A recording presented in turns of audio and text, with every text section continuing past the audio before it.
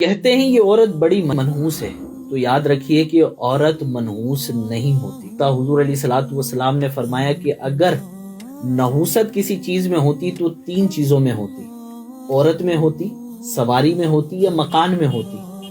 تو حضور نے فرمایا جب ان 3 چیزوں میں نحوست نہیں ہے تو پھر کسی بھی چیز میں نحوست نہیں ہے۔ آپ کو میں ایک صحابیہ کا واقعہ بتاتا ہوں جن کا نام تھا عاتقہ بنت زید۔ یہ وہ صحابیہ ہیں کہ پہلے ان کا نکاح حضرت عبداللہ بن ابی بکر رضی اللہ تعالی عنہ کے ساتھ ہوا۔ جب حضرت عبداللہ بن ابو بکر کا انتقال ہوا تو پھر ان کا نکاح ہوا زید بن خطاب کے ساتھ۔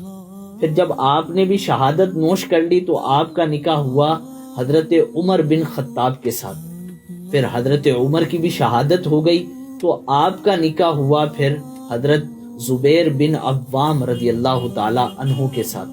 اور پھر جب آپ کی بھی شہادت ہو گئی تو آپ کا نکاح ہوا حسین بن علی رضی اللہ تعالی عنہ کے ساتھ۔ پھر جب اتنی شہادتیں ہو گئیں کہ جس سے نکاح کرتی وہ شہادت کے رتبے پر فائز ہو جاتا، تو صحابہ میں یہ بات مشہور ہو گئی تھی کہ جس کو بھی شہادت کا عظیم مرتبہ چاہیے تو وہ حضرت عاتقہ بنت زید کے ساتھ نکاح کر لیں۔ یہ نحوست کی وجہ سے نہیں بلکہ برکت پانے کے لیے کہ شہادت کا عظیم مرتبہ ان کی وجہ سے مل رہا ہے۔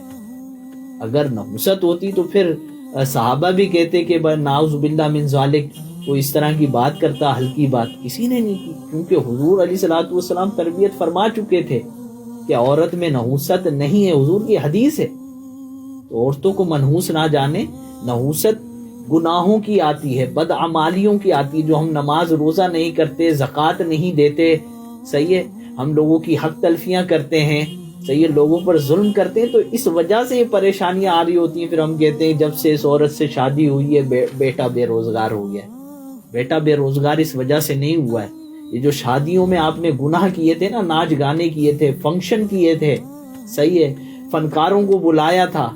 اگر آپ شادی کرتے ہوئے مدرسے کے بچوں کو بلاتے کہ ہمارے دن اپٹن کے دن بھی قرآن خوانی ہوگی، مہندی کے دن بھی قرآن خوانی ہوگی، میلاد ہوگا، لوگ آتے نعت خوانی ہوتی اور مبلغ آتا بیان کرتا، حضور کی حدیثیں سناتا، تو انشاءاللہ شادی کے بعد بھی گھر امن کا بھی گہوارہ رہتا، خیر و برکت بھی ہوتی۔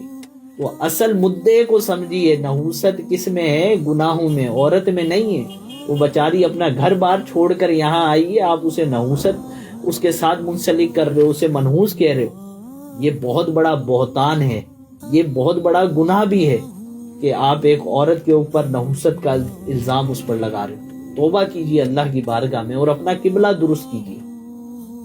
اور یہ ویڈیو اپنے دوستوں کے ساتھ شیئر کیجیے، اپنے خاندان میں شیئر کیجیے، تاکہ لوگوں کا ذہن تبدیل ہو، مینٹلٹی جو ہے نا وہ چینج ہو۔